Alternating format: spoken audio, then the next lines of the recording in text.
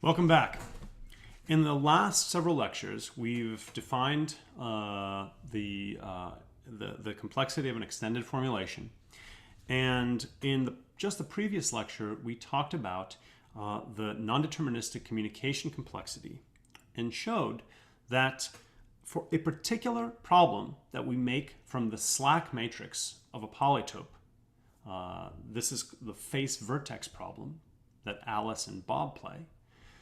The communication complexity, in particular the non-deterministic communication complexity of this problem, is a lower bound on the extension complexity. In particular, if there's any extended formulation, we showed in the previous lecture, that has R facets, then the communication complexity can be at most log R. We're going to use that in this lecture to come up with a lower bound on an exponential lower bound on the extension complexity for the correlation polytope. So let's define this correlation polytope. The correlation polytope is a subset of n squared dimensions, and as we often do, I'm going to define it as a convex hull of its extreme points. It's equal to the convex hull of x transpose, where x is an element of 0, 1 to the n. And again, I use n to denote it because this is how it's in the definition, but good for us to remember that this is a subset of R n squared. So that means that y is in this correlation polytope, y is an element of Rn squared. That means that y is some convex combination of xi transpose, where xi is in 0, 1 to the n. And I'm also going to write the extreme points in a particular way that will be convenient. So I'm going to denote the extreme points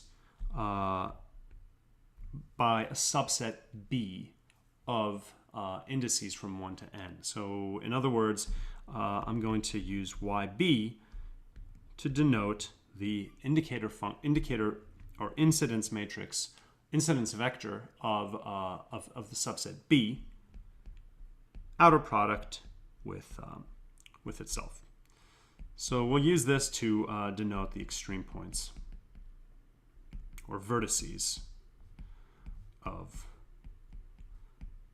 the correlation polytope, and I might omit the superscript n. The main result we're going to prove is that the extension complexity is at least 1.5 to the n. Now, it's worth taking just a second to discuss why is this of interest. So, though we're not going to talk about it in this lecture, the correlation polytope is what we might call a hard polytope, in the sense that there are problems that are known to be NP-hard that we could solve if we had an oracle that solved linear programs over the correlation polytope. And therefore, unless we think that P is equal to NP, we already know that we already know that there shouldn't be some polynomial size extension of this. So by itself, this result is not proving a complexity result or something like that, or surprising us. Really, this is an exercise for us to show how we can use the tools of communication complexity and the slack matrix and so on that we've been discussing in order to come up with a non-trivial lower bound on extension complexity. So this is what our goal is. Now, it's as a preliminary, we're going to look at some subset of the faces. Remember that the way that we're going to map a problem of bounding extension complexity into one of non-deterministic communication complexity is using this game that Alice and Bob play, which is called the face vertex game. And the face vertex game is essentially playing this game with the matrix, the slack matrix, or more specifically, the support of the slack matrix. The matrix that has zeros and ones, wherever the slack matrix has either zeros or strictly positive values.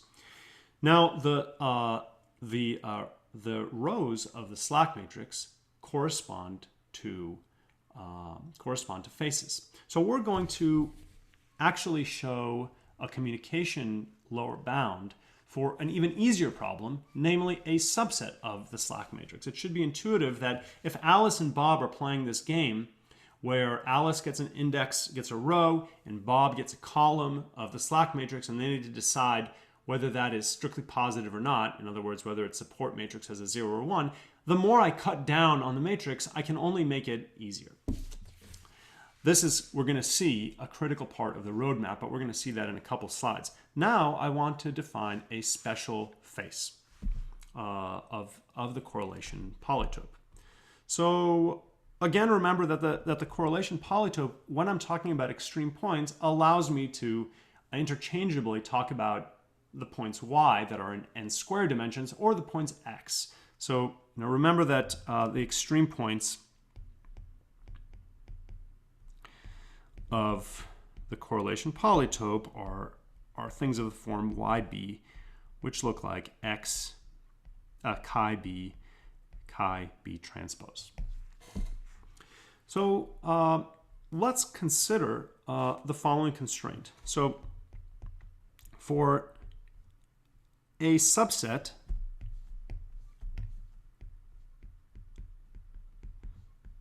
A of 1 to n, let's consider the constraint that is quadratic in x, and it looks as follows. Consider the constraint sum over I in A xi minus 1 squared greater than or equal to 0.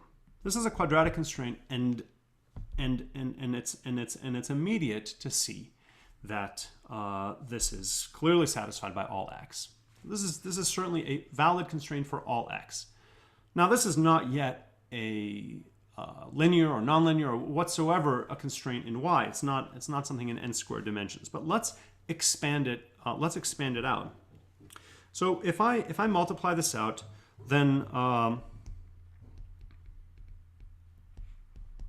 we see that this basically amounts to, I've got my sum of xi squared minus 2 sum of xi. This is all the summations are over I in A plus 1.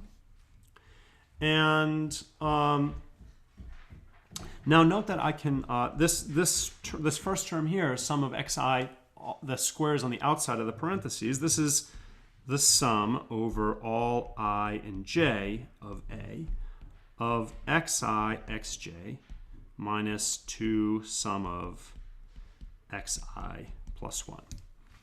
So now let's see what happens when let's see whether I can write this as an inequality on y's. So remember that if y is an extreme point, then that means that what is the ij element of that n squared, of that n by n matrix y? It's just xi times xj. Or more specifically, just looking at how I've written that, it's equal to chi, the ith element of that, times the jth element of this matrix. And in particular, it's only going to be 1 if both I and j are in B, and it's going to be equal to 0 otherwise.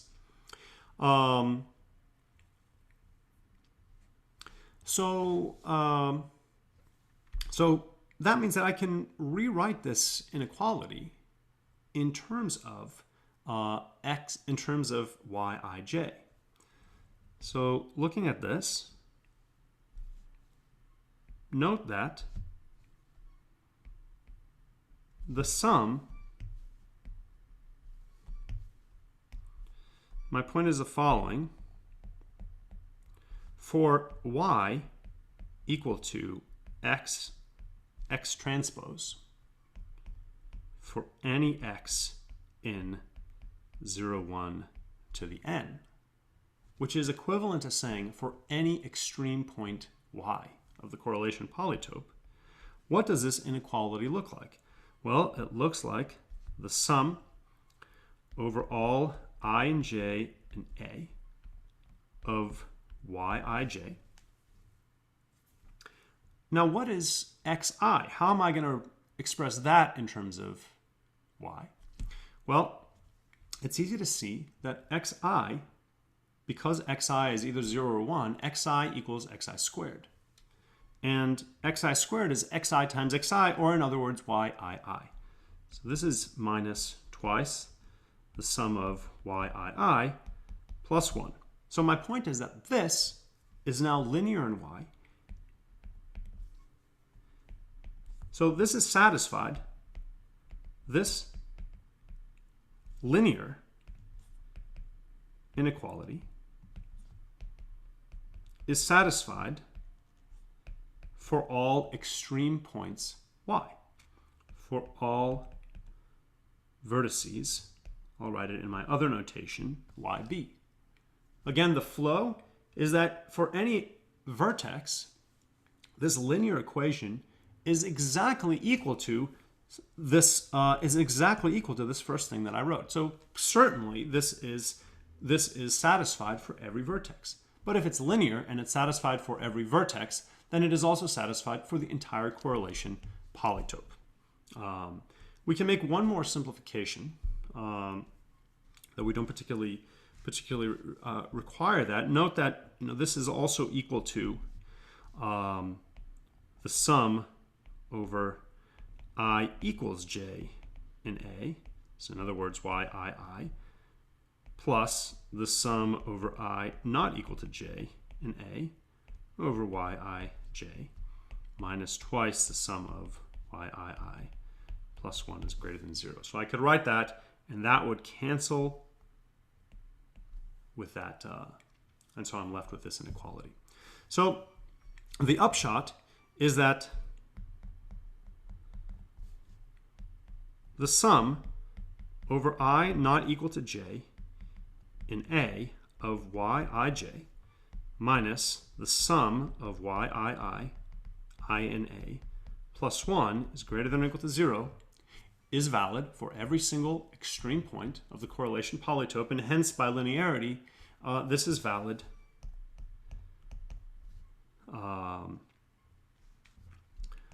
for any y in the correlation polytope.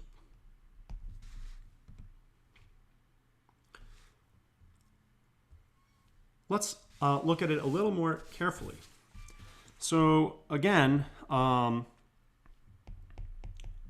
for y equal to xx transpose, what we just said is that the sum of yij, I not equal to j in a, minus the sum of yii, I in a, plus 1, this is exactly equal to the sum of I in a of xi minus 1. And so we can ask, which extreme or which vertices yb, which again remember equals chi b transpose, which vertices yb lie on this face. Again, the face, remember this is the valid inequality, says that this is greater than or equal to 0. So something lies on the face if it is exactly equal to 0. And this equality, and looking at this expression, immediately reveals the answer. Well, it's when the sum of xi is equal to 1. 1 is the sum when is that going to happen? This is the answer is all YB such that B intersects A in exactly one place. Okay, so this is pretty straightforward. So what have we done so far? We've identified a subset of faces, and I'm going to call those FA. Call all of these faces FA for A, any subset of 1 to n. And what we've learned is that so this is an exponential set of faces, but certainly not all of them. And we also have characterized in a very simple way, namely with this intersection requirement, what are the extreme points of the correlation polytope which lie on that face. So this is why this is useful. We're playing this F face vertex game, and we've now honed in on an exponential number of faces for which we understand exactly which extreme points lie on them with this easy characterization. So this is so useful that we should write it as a lemma. For any A that's a subset of n, there exists a linear constraint Fa, the form is exactly what's given above, that is valid for all of the correlation polytope, and moreover such that it is tight if and only if A intersection B equals 1. Let me be a little more clear. It is, let me write it the way I said it, such that the vertex YB lies in FA if and only if A intersect B has cardinality 1. So this is going to be really important for us. And here is how we're going to use it. So here is our roadmap of what we're going to do. So again, what is the name of the game? Thanks to the previous lecture, we know that we want to lower bound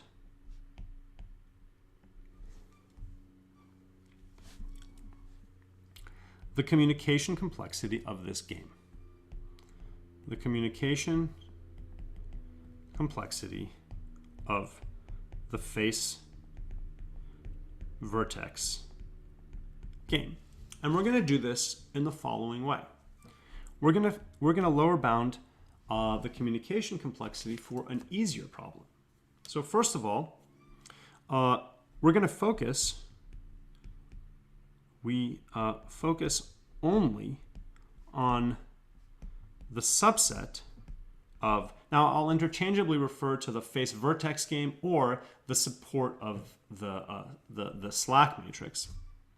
We're only going to focus on the subset of the slack matrix corresponding to faces Fa of the form in the previous lemma. That's why it's so important that we understand what its extreme points are. But that's not enough. We're gonna make this further easier. We're gonna make this make the problem even easier, and we're gonna do it in the following way. We're gonna change the communication protocol so that we win. Remember So let's talk about what FV is. We need Bob and Alice to agree with the help of the prover when FV of little f and little v is equal to 1. Now, because we're only looking at a certain subset of the faces, we can actually change this notation a little bit in a way that's going to be very helpful for us. We're only looking at the faces that correspond to FA. And also we know that the vertices correspond to are YB, where B is a subset. So in other words, we're going to look at an exponential collection of faces that correspond to subsets of 1 to n. And also we know that the vertices naturally correspond to subsets of 1 to n. So I'm going to change this notation to write it instead as FV of AB. And what this means is that the face I'm looking at is FA, and the vertex I'm looking at is YB. But this will help us, though it is a change of notation. So how are we going to make it easier? Alice and Bob are tasked with agreeing when FV of AB is equal to 1. So Alice and Bob, they have to agree, is FV of AB equal to 1? And we know when it's equal to 1. It's equal to 1 when A intersect B has cardinality 1. But we're going to make it easier by changing the protocol so that Alice and Bob win not only when A and B have intersection that is, so not just when A and B have intersection that does not have cardinality 1. So let me just emphasize again. This happens when the cardinality of A and B is not equal to 1. In other words, when it's 0 or 2 or 3 or 4. And Alice and Bob need to distinguish all of those. But we're going to make it easier by letting Alice and Bob win whenever the cardinality is 2, 3, 4, or more. So all they need to do is distinguish whether the cardinality is basically 1 or 0. If it's 2, 3, or 4 or more, then they can win. So in other words, we make the problem easier by we declare that Bob and Alice win no matter what they do if A and B has intersection greater than or equal to 2. Another way to say this is that we are only going to focus on when we have a 1. We're only going to focus on the 1s in the matrix that come from A and B having an empty intersection. So in other words, Bob and Alice only need to agree on the 1s in the subset because we're only looking at the faces FA of the special form, only need to agree on the 1s in the subset of the support of the slack matrix that correspond to A and B being the empty set. So here's how we're going to leverage this.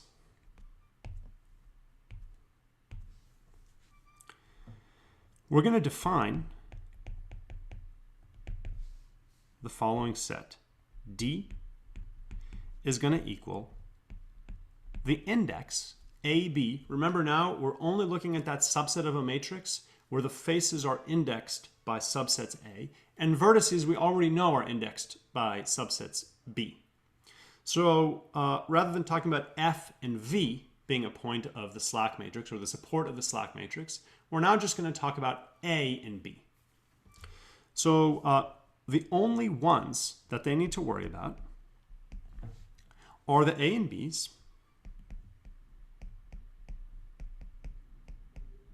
that are disjoint.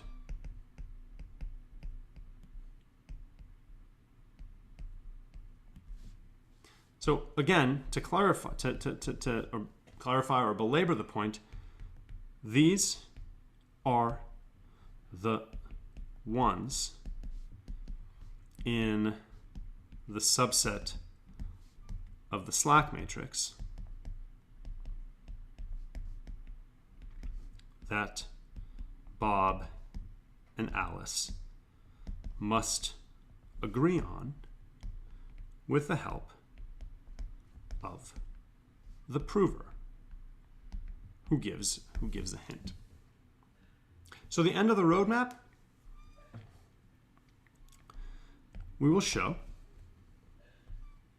so this is step 3 of the roadmap, we show that if we have an extended formulation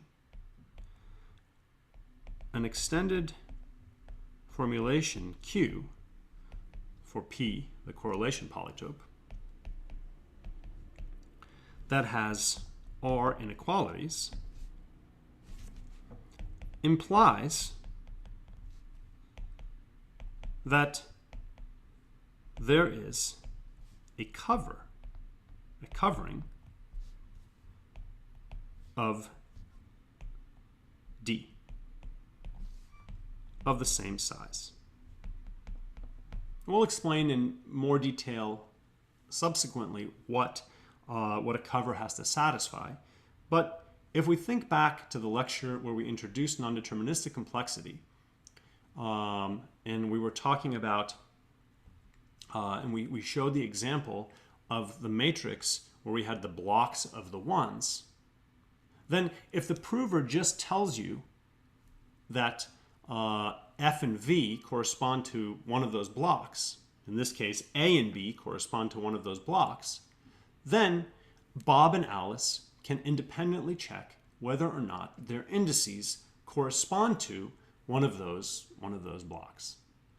And that's one way to just intuitively see that the size of this cover should be related to the communication complexity, or the log of communication complexity should be related to the size of that cover, and therefore, by the lemma that we proved in the previous lecture, will be a lower bound on the number of faces. So this is a roadmap, and we will be fleshing out all of these details in the next lecture.